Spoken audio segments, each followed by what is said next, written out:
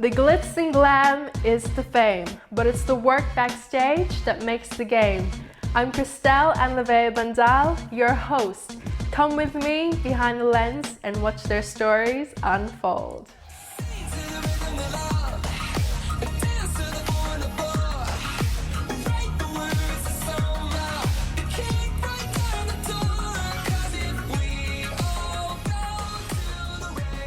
Our next guest is a sustainable fashion designer who turns used and pre-loved clothes and fabrics into new grand pieces.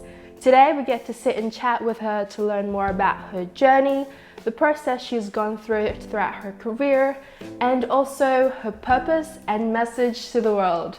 Our next guest from behind the lens, please welcome Lakshmi. Hey everyone, hey. Thank you so much for allowing us to come to your beautiful house, and you've even got some of your beautiful creations here behind us. Thank you so much for having me, I really appreciate it. Thank you, such a pleasure. So I think what we'll start off with is for the audience to know more about you. Can you please explain with us what your childhood was like? Yeah, oh man, that's going back. Way back. Yeah, it's been an interesting journey. So as some people may or may not know, I was born in London, and that's where my parents met. So I guess the story goes, my dad kind of ran away from an arranged marriage in India. So my dad is Indian. And he wanted to start a new life and just live out his dreams. So he went to London. And my mom is English Australian. So she wanted to chase her dreams as well, left Australia and went to London and met my dad. And so they got married in basically private, didn't really tell anybody, had me, and then told everybody. So it's an awesome story. So I grew up there for my very young part of my life. And then we flew between Australia and England a couple of times. And then we eventually settled in Australia when I was about 7. And we were in Perth. And then from there went to Queensland, where I spent most of my life in Brisbane, and ended up in Sydney about 4 years ago. Wow. Yeah. Wow, you've lived around the world. Yeah, kind of. From like England, then back down here to land down under. Yeah, pretty much. Was the transition different, or it was alright for you? It was interesting because even traveling, we also moved a lot in areas. So we were in lots of different houses. So I was very used to having to make new friends quickly. And you know, lots of different schools, and I was involved in a lot of programs even at a young age. Me and my mom did a lot of performance work, like we'd make costumes for shows and we did some acting. So you're constantly like meeting new people all the time. Yeah. So I found the transition exciting. Not really that sad. I was always excited to see, you know, where are we going to go next? Who are we going to meet next? So it was kind of an adventure. Yeah. And I guess I can kind of relate to you as well. We do move around quite a lot. Sometimes we might even only spend 6 months in one place and then we'll move. It's really exciting because then you get to learn the skill of communicating with people and learning how to make friends and connect with people a lot easier. Exactly. Yeah. Which is a really important skill. It is. So you mentioned that you were with your mum, a costume designer. Can you tell us a little bit more about that? Yeah, so my mom, she's been doing this way before I even existed. So she used to make a lot of her own clothes, and her stuff was more very arty. So she was actually an art student, and we have artists in our family, like dating all the way back as well. So it's always been in the family, and it was her dream to do fashion design and art, but she didn't really get the opportunity to do it, just with circumstances and family. And it turns out when I was born that I like the same thing, so we ended up working together, and you know, I think that love that you have between a mother and daughter, you start attracting the right opportunities and people to you, and we were able to have the opportunity to be a part of shows and productions, which is really cool. That's so cool. That's like a dream team right there. Really blessed, honestly. So art just runs in the family. Pretty much. Yeah. And it's weird because I didn't know that it did until I started asking my parents questions and found out we even had fashion designers in the family. Oh, really? Like grandma, great grandma. I'm like, oh, okay. Yeah. Interesting. So that makes sense. So what really inspired you to start kind of like a career in the fashion industry? Yeah, so I think when I got serious about it, it was in high school. So growing up with being surrounded by that sort of creativity, my mum taught me how to make my own clothes. And so during high school, the clothes I would make would really start getting noticed by my friends. So whenever we had fancy dress day, I would wear one of my crazy pieces. And everyone's like, oh my gosh, that's so cool. Like, where'd you get that from? Like, can I have one? Like, blah, blah, blah. And so I ended up making dresses for friends at high school. And then my dad's like, why don't you turn this into a business? Like, you're getting some orders coming through and it's getting out there. And I was 15 years old. And that's when we actually started putting pen to paper and putting plans into making it a proper business. And then as that progressed, I thought, I think it'd be really good to go to fashion school. And just through, a lot of prayer and faith and, a lot of things happened to get to that point. But when I was 16, I ended up getting like an internship with a famous fashion designer, Australian designer. He's amazing. And so I was working one day in his shop. I was doing a couple of days in high school, and then I ended up getting into fashion school, and I was doing that 2 days while I was preparing my business. So I was doing 4 things in my senior year of high school. That's amazing. So that's when I really got serious about it. So you were in school, Yep. you were doing internship, Yep. and you were, what did you say, you were preparing a business? Yeah, so trying to grow Lakshmi Bee into a proper business, into a company. It's been around for a while. It's been around for a long time. Wow, that's amazing. So you've been creating from a very young age, and since then you're already wowing your friends. Like it's just, can't you just see? Like it's just a wow factor. Thank you like so when much. you see it, it's just so unique, and I guess that's you as well. You're just so unique. Thank you. Yeah. Oh. So when you came around doing all those things at once, did you ever come across any challenges? Oh yes. You don't get good things without challenges. Yeah. There was like wall after wall. There was like crazy things that happened. I think if I could pick one of the challenges, it would be my mental health. So I suffered from really severe mental health issues. And that came from things like being bullied at school for being unique or being different. Even the area we lived in, there wasn't a lot of mixed race people. So I was one of the few mixed race people in that school. So obviously I stood out a bit different. And growing up, we didn't have a lot. So we often lived in, I guess you would say, the lower sort of economical areas. And the school I got into, my dad worked really hard to put us through private school. And even though we could go to a nice school, we still lived in what was called a not very nice area. And word gets around in that, circle, you get bullied. So Yeah, that's really tough. yeah, it was pretty tough. So I had a lot of depression, anxiety, and even battled with suicide pretty bad at that point.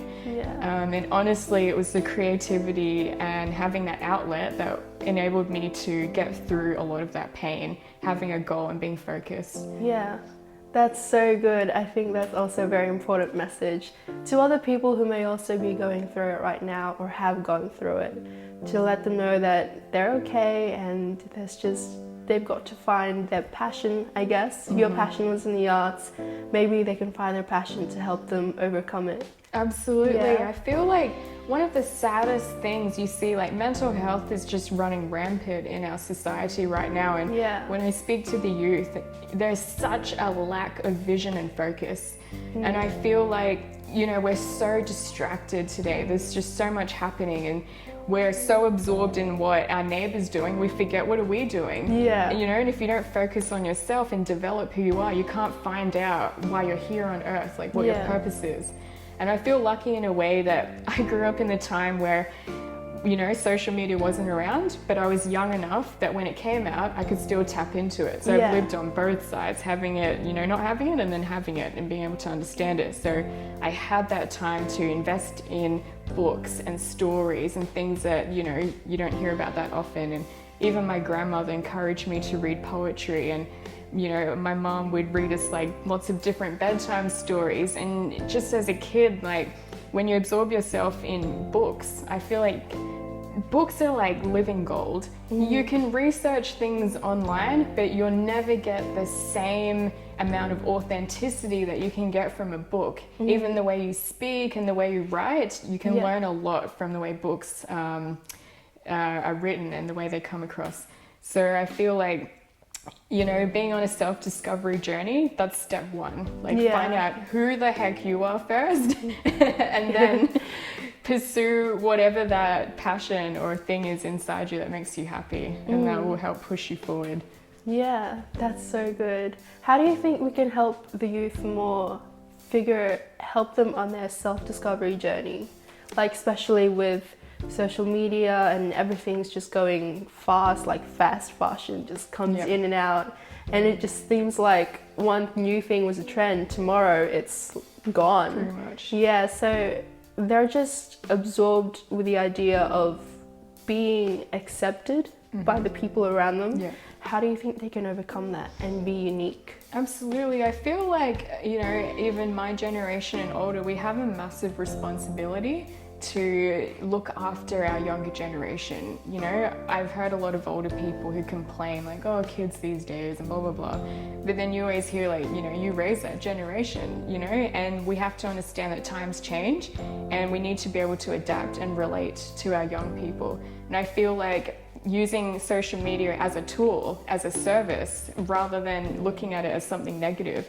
I feel like even what we're doing now, like making videos like this, being real and authentic and truthful, and as an older person, share your experiences. You know, don't be afraid of the camera. Like get yourself in front of a camera, tell your story, and you're going to inspire a lot of people. And I know young people, you know, they love watching videos and things online, and if we have more good content out there in the phones, I think we can get the message across and help them a lot more. That's probably the first thing that I would suggest to go for.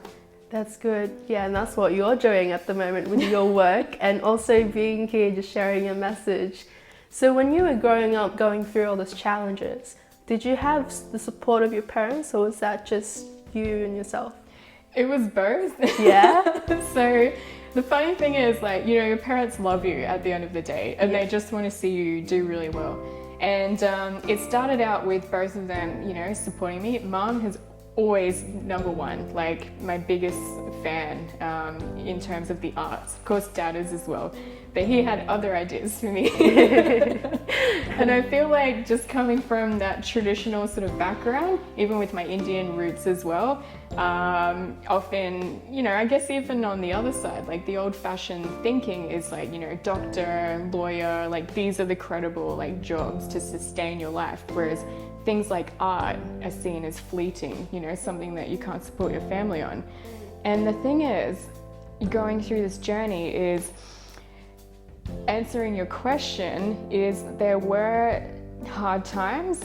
And the thing is, when you grow a business, you can't expect to have things just amazingly and magically work overnight. This thing is a year-long process. And if you want a business that's sustainable and that lasts, you're looking at 10, 20 years. Like I hear, you know, from so many amazing entrepreneurs, like they're averaging 20 years, some of them, to build these amazing empires. So it takes work, and there's going to be so much failure. But when you're failing and your family sees you failing, of course they want to help you, and they're like, maybe you should do something else, maybe fashion's not for you, why don't you just do it on the side, like why don't you go study? Or in our family it was real estate, so our family's background is in real estate, so I was always sort of kind of persuaded to go that way, like, you know, real estate, like, you know, make some good money for yourself first, look after yourself.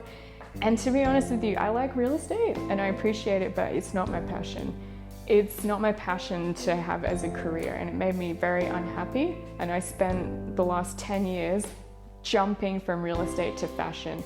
That's part of the reason why you haven't seen Lakshmi Bee in the forefront over the past 10 years when we started, because I would spend a few months in the business, then I'd leave and I'd go to real estate, do some stuff there, come back. And I was always darting because of that confusion. Yeah. So I didn't have the full support in that time, only because they didn't see the payback from the work I was putting in, which makes sense. But I think now as an adult, I ended up, you know, leaving real estate as a salesperson. I still help out with the, you know, background work every now and again, but it's not my main goal anymore. So I ended up getting a part-time job. Sometimes you got to, you know, hustle and do the little things to support your dream. So I got a part-time job, pays the bills, and I get a couple of days to just focus on Lakshmi Bee. And the goal is to make this my full-time. So answering your question, there wasn't always support on the way, which is extremely difficult, and it brought a lot of challenges. But now, as an adult and seeing the progress that we have made, I think everyone's seeing, okay, I think this is her thing now. Like, we'll just let her do it. Yeah.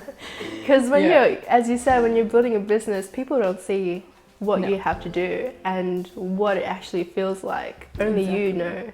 And only you understand, because you're the one directly, at the start, you're the one who's directly at the front and also at the back. Yeah. So now, when you look back at that time, what was it like just kind of trying to protect your passion? What did it feel like for you? Oh, that's a really good question. It was like, it's like that warrior mode. Like I felt like a beast, like a lion, like no, like I have to hold on to this, because if I don't hold on to this, I've lost everything. That's the way I looked at it. It was like do or die, as dramatic as it sounds. Yeah. But that's how it felt. It was like, it's like, you know, it's like a baby, like a child. Like, this is my baby right now. And to put my baby down and neglect it, it's absolutely heartbreaking. So yeah, it felt absolutely horrible. And so, you know, I'd be in the office. I worked in corporate for a long time, and I'd just be sitting there at my desk looking out the window, just dreaming about clothes and just itching to like go home so I could get in the studio and start cutting things and making things. Like, I was like, I can't live like this. Like, but I've always been extremely protective over it. And even when you're in a conversation with friends and people are talking about issues in the world, you know, sometimes you hear things and you might not agree with it and you're like, you know, whatever. But when it comes to fashion, if I hear anything that doesn't sound right, I'm like, no, like it's this, like that, and I'll have an opinion. It's the only thing that I'm really super passionate about when it comes to work and things like that. Yeah. And when you have something like that, and I guess that's when you know you've found the treasure that will truly make you happy. Yep, that's right, that's right. So when you were building your business, what was the biggest challenge of maybe juggling your corporate life and then trying to make it your full time? Was time your biggest obstacle, or? Yes. Yeah. You've hit it right on the head. It's time. Honestly, you can't make things like this without proper time. Yeah. And one of the things that made me really sad on this journey was not being able to have the time to pour into my dream. Like, I'd get home from work so late at night. There was a time I was working where I'd get up at 5 a.m. just to catch the bus to get into the city and start work. We had meetings at 7 a.m. and then we'd start work around 8, and you'd be getting home sometimes at like 10 o'clock at night. So you can imagine, you know, getting home and you're absolutely exhausted, you just want to go to bed.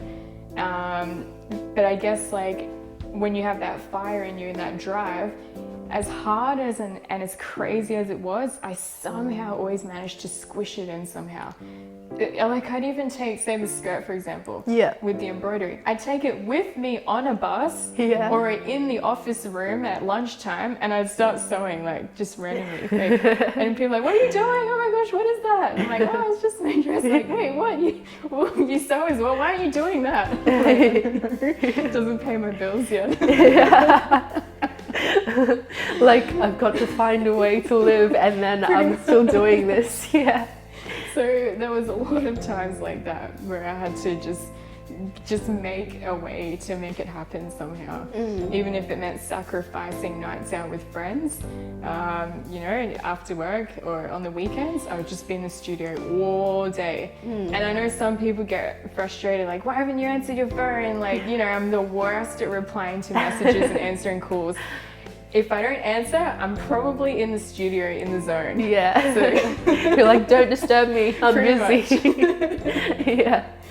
So what was the turning point when you were at your corporate job, on your desk job? What was the turning point where you were just like, no, I'm not doing this anymore? You know, I had that moment like probably like 100 times. Yeah. That's why I was darting in and out. Like I'd be at that desk and I can't describe it to you. It's like this burning agitation, and I'm just like, oh, like why can't I make fashion my full time? Why do I have to work here to pay my bills? Why can't that pay my bills? It's not fair. Just sitting there. Yeah. And then I would just see all the office ladies going in and out, and it was like something that wouldn't leave my mind. I'd look at their skirts and their blazers, and in my mind I'm calculating, oh, if they moved it here it would look better, if they had a brooch here, or if we took in the skirt a bit there. It was like a play in my mind. And then it was times like that where I would face my fear and I'm like, that's it, I'm quitting. So I actually went in and out of a lot of jobs, and I would quit, and then I would spend like a few weeks making a collection, something like that. And then the return, it wouldn't come back because I hadn't invested enough time in it, or I would give up, or the influences around me would tell me to drop it. Then I was just back at uni again, back at the desk again. So this was an ongoing cycle that happened over the past 10 years. So it was just like an ongoing battle within the passion you had inside yourself, and also the external influences where they were like, no, you can't do this. Yes. You have really thick skin to be going through that many times. Yeah. So what was it like just juggling that multiple times, going through that cycle? What made you so tired of it?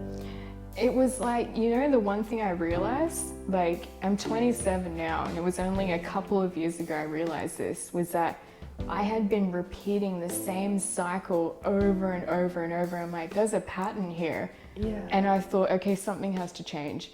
And I'm really thankful to my dad. He did instill something in me that I've kept to this day, where he introduced me to mentors and entrepreneurs. We were very poor when I was young. So my dad said the best time, or the best way to spend time with a really wealthy or successful person is to read their book. Yeah. Whereas now you watch a video. But back then it was book. So growing up, we had stacks of these like entrepreneurial books, like all these entrepreneurs, you know, Chicken Soup for the Soul and Storms of Perfection, like all those kind of books, just stacks of them. So I was a kid, like I would go through them. And one thing that these entrepreneurs had in common was like this fight to become who they are. It was a battle. And I recognized the similarities in my own life. Like, okay, so these challenges aren't going to go away. They're a part of life. Okay, what are we going to do to change this?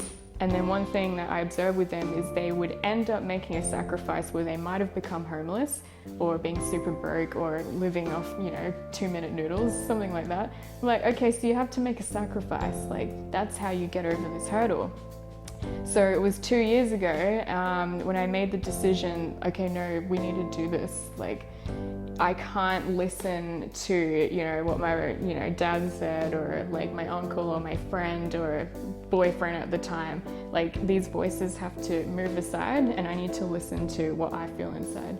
And that's when the change started to happen. So it was realizing the pattern and listening to yourself, putting all distractions aside and just focusing on yourself, inside, on what you wanted to do. Pretty much, that's where it starts. And I think that's why I was able to get through those challenges, because even going back to when I was really young, I have to say that my faith has been the pinnacle, has been the rock of my life.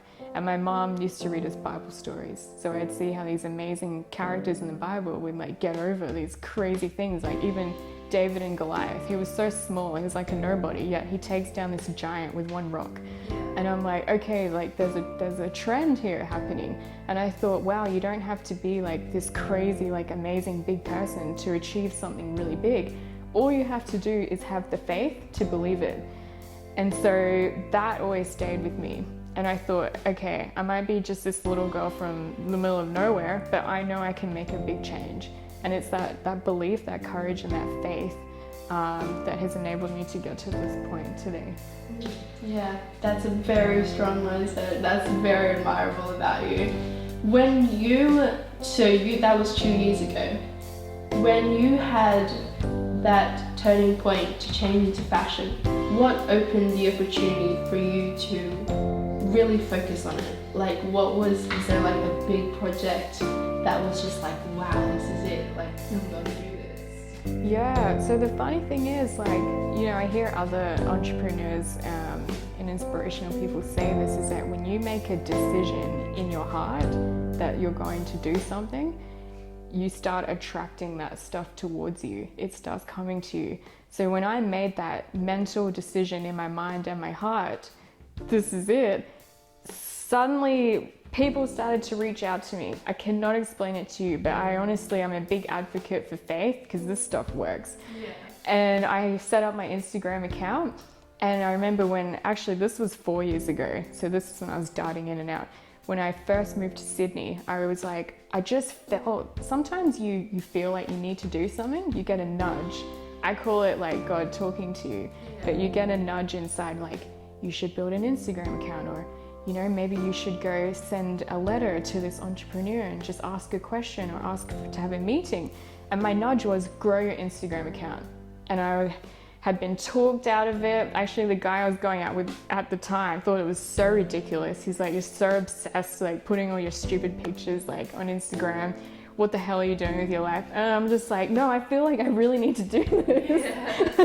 So I'm like, no, whatever. So I got to Sydney and I'm like, okay, let's grow this thing. So I spent hours, like, where I was on the bus going to uni, just networking, connecting. Like, hey, my name's Lakshmi, I have this like label, like, you know, can you post it, or can we collab, blah, blah, blah. And I was just like doing that every day. And to the point I started growing my following quite quickly.